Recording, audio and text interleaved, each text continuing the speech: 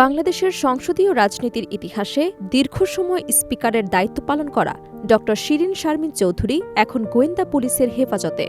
গত ৫ই আগস্ট ছাত্র জনতার গণ অভ্যুত্থানে আওয়ামী লীগ সরকারের পতনের পর থেকেই তিনি লোকচক্ষুর আড়ালে ছিলেন।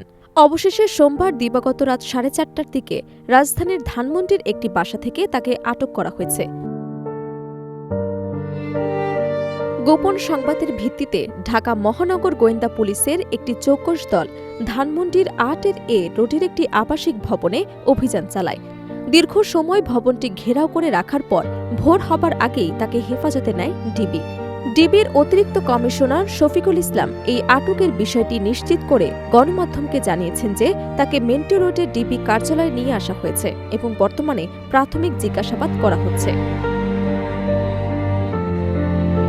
২০১৩ সাল থেকে ২০২৪ সাল পর্যন্ত টানা ৩ মেয়াদে জাতীয় সংসদের স্পিকার হিসেবে দায়িত্ব পালন করেছেন ড শিরিন শারমিন চৌধুরী। তিনি ছিলেন দেশের ইতিহাসের প্রথম নারী স্পিকার।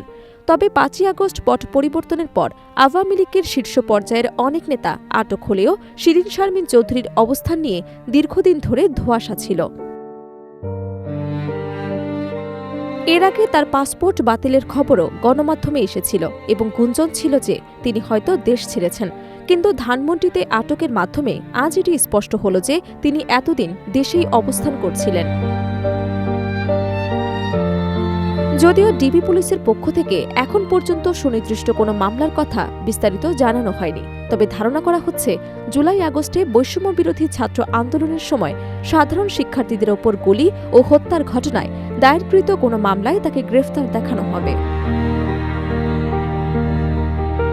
ইতোমধ্যে তার বিরুদ্ধে দেশের বিভিন্ন থানায় একাধিক হত্যা মামলা দায়ের করা হয়েছে, যার মধ্যে রংপুরে এক স্বর্ণ শ্রমিক নিহতের মামলাটি অন্যতম। আজ বিকেলের মধ্যেই তাকে আদালতে তুলে রিমান্ড আবেদন করা হতে পারে বলে পুলিশ সূত্রে জানা গেছে।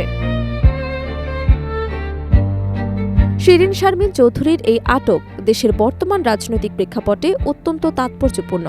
সাবেক সরকারের অন্যতম নীতি নির্ধারক পর্যায়ের এই ব্যক্তির কাছ থেকে আন্দোলনের সময়কার অনেক গুরুত্বপূর্ণ তথ্য এবং তৎকালীন সরকারের অভ্যন্তরীণ সিদ্ধান্ত সম্পর্কে চাঞ্চল্যকর তথ্য পাওয়ার আশা করছে তদন্তকারী সংস্থাগুলো।